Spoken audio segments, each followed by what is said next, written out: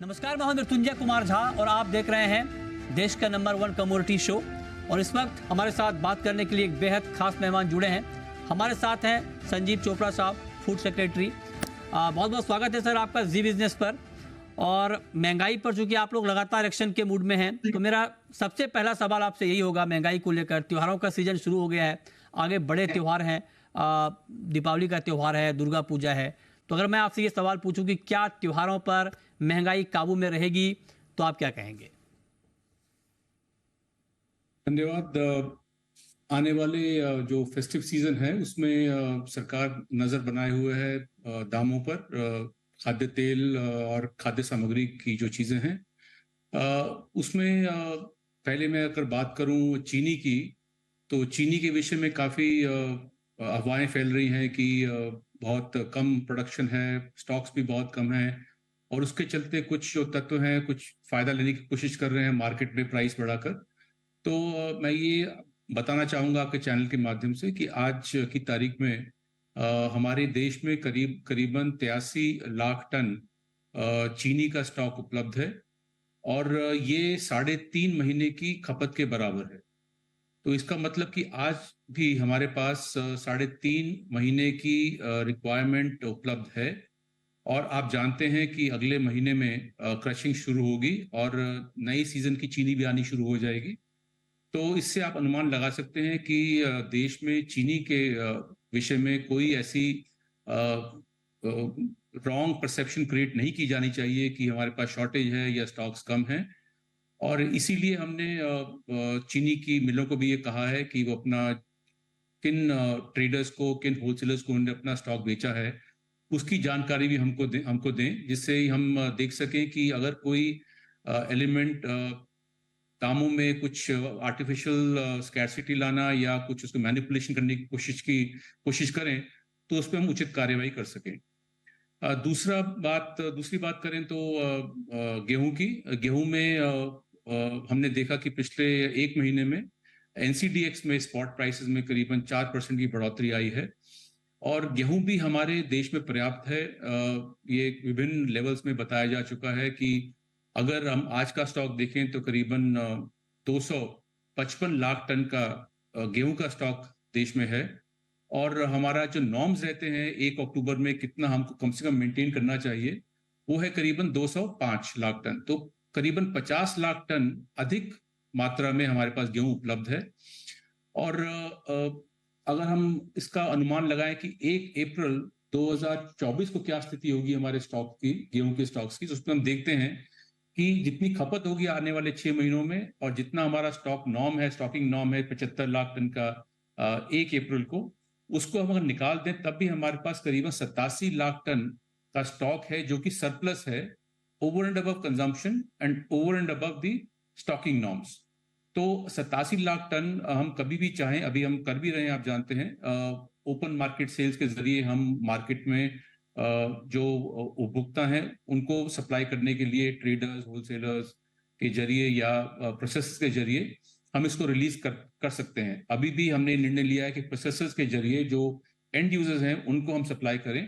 तो करीबन 16 लाख टन हम ऑलरेडी डिस्पोज कर चुके हैं, और आगे वाले दिनों में देखेंगे कि अगर जरूरत पड़े तो और अग्रेसिवली हम ओएमएसएस कर सकते हैं, जिससे कि मार्केट में गेहूं की अवेलेबिलिटी बढ़े और प्राइसेस नियंत्रण में रहे। ये आपने बहुत डिटेल में बताया। जी जी, आपने बहुत महत्वपूर्ण बात कही सर। लेकिन मैं एक सवाल आपसे ये पूछना चाहता हूँ कि आपने गेहूं और चीनी को लेकर बहुत डिटेल जानकारी दी, और इसलिए जो दर्शक इस वक्त हमें देख रहे हैं उनके लिए पैनिक करने की कोई ज़रूरत नहीं है। ये आपको ऑथेंटिक सोर्स से ये जानकारी मिल पा रही है कि गेहूं की सप्लाई को लेकर कोई दिक्कत नहीं है, और चीनी के मोर्चे पर भी कोई दिक्कत नहीं है। तो अगर आप अफवाहों के जरिए कोई खबर आप तक पहुंचती है तो उसके ऊपर यकीन ना करें। गेहूं और चीनी की सप्लाई पर्याप्त है। ये खुद हमारे साथ इस वक्त खाद्य सचिव जुड़े हुए हैं और वो आपको ये बात कह रहे हैं। लेकिन एक सवाल सर मैं आपसे ये पूछना चाहता हूं, जब गेहूं की सप्लाई पर्याप्त है, तो चीनी के बारे में तो आपने बता दिया कि कुछ अफवाहों के जरिए दाम बढ़ाने की कोशिश की गई। गेहूं में क्या हुआ सर? गेहूं के दाम भी 4% बढ़े हैं करीब 1 महीने में, और अगर स्टॉक पर्याप्त है तो गेहूं के दाम फिर क्यों बढ़े?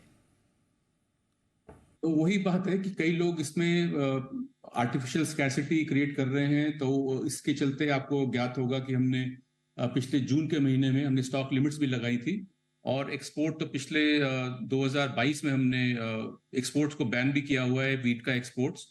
और व्हीट स्टॉक लिमिट जो हमने लगाई थी जून के महीने में, उसमें हमने कहा था कि जो ट्रेडर्स हैं, होलसेलर्स हैं या बिग चेन रिटेलर्स हैं, उनको 3,000 टन का स्टॉक लिमिट में हमने उनको तय की थी।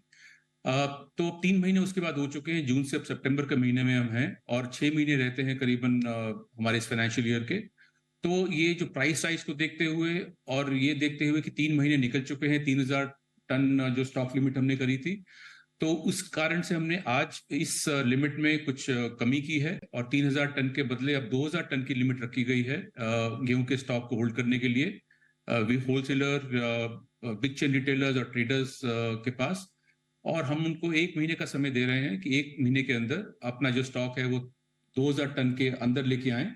और अगर इसमें कोई हम देखते हैं कोई नेग्लिजेंस है या कोई इसमें इसको वायलेशन कर रहा है, तो उसके लिए भारत सरकार और राज्य सरकारों के अधिकारी जाकर भी जो गेहूं की आटे की मिलें हैं, वहां जाके भी चेक कर रहे हैं कि जो उनका स्टॉक है वो कितना है जो वो एफसीआई से ले रहे हैं, और उसके अलावा जो ट्रेडर्स और होलसेलर्स अपने पास स्टॉक बनाए रखे हैं उसमें भी वो उसको लिमिट में मेंटेन कर रहे हैं कि नहीं, उसकी चेकिंग भी अभी चल रही है पूरे देश में। बहुत अच्छी बात सर आपने कही। एक बात मैं आपसे और पूछना चाह रहा हूँ, क्योंकि इस वक्त मार्केट में बहुत चर्चा है कि गेहूं की किल्लत हो गई है, सरकार इंपोर्ट भी अलाउ कर सकती है।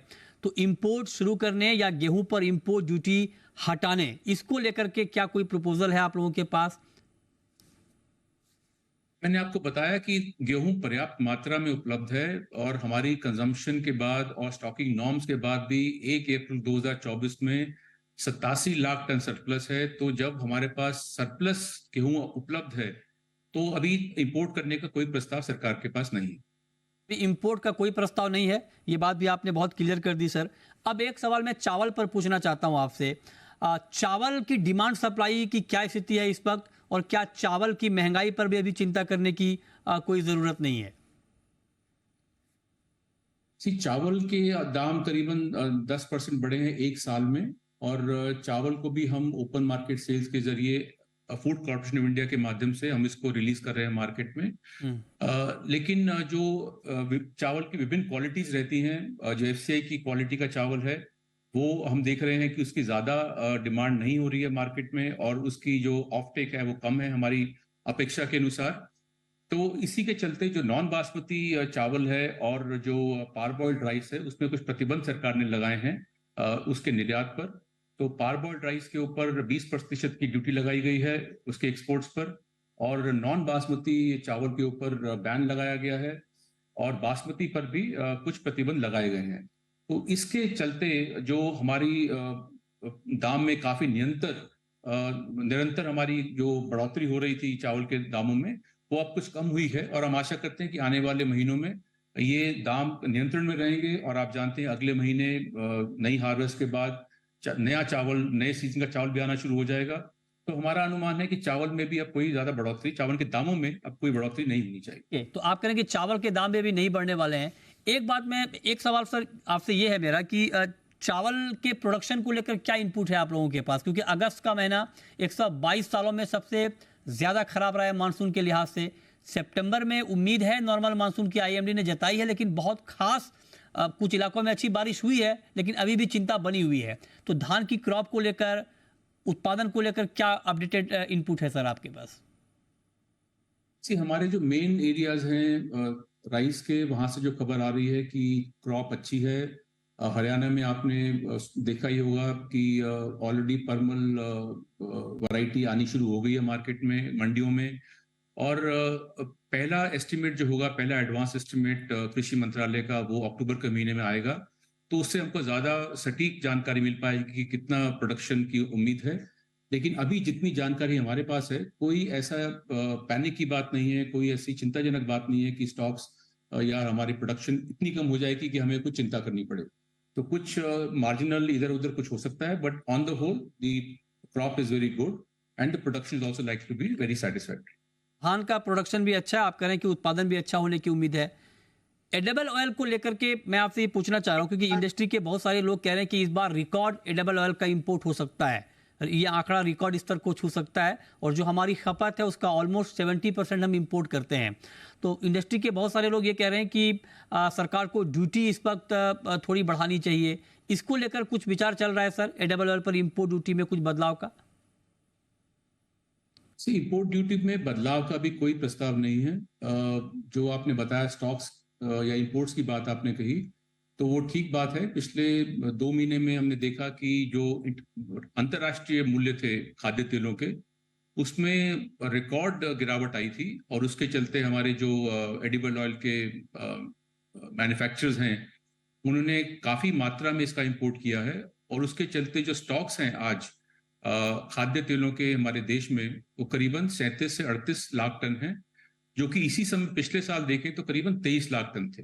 तो हमारे पास अब स्टॉक्स की कोई कमी नहीं है और मेरी आशा है कि अगले कुछ महीनों में मूल्य जो है खाद्य तेलों के वो नियंत्रण में रहेंगे। आप करें एडिबल ऑयल के दाम भी नियंत्रण में रहेंगे, और आपने कहा कि होर्डर के ऊपर कार्रवाई होगी।